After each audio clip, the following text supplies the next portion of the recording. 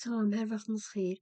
Deməli, bu tipli tapşırıqlardan məxrəcində 2 dənə vuruq olanı kanalımda paylaşmışdım. İndi bu günlərim sizinlə məxrəcində 3 dənə vuruq olan kəsirlərin toplanması qaydasını izah edirəm.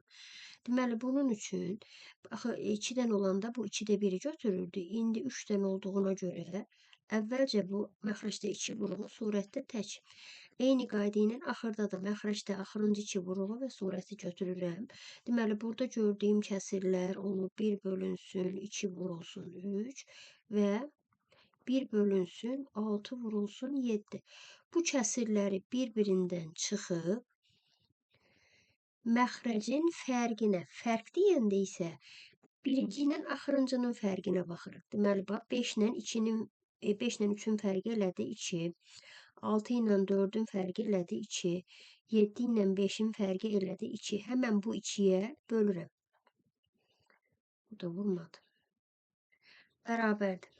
Deməli, bu olur 6-da 1 çıxılsın 42-də 1. Bölünsün 2-ni də vurma ilə əvəz eləsəm, vurulsun 2-də 1. Bərabərdir. 42-də 7 çıxılsın 1. Vurulsun 2-də 1. Bu da bərabərdir. 42-də 6 vurulsun 2-də 1.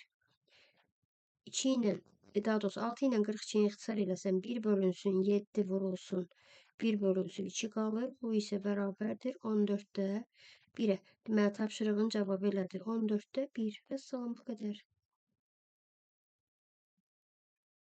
Sağ olun.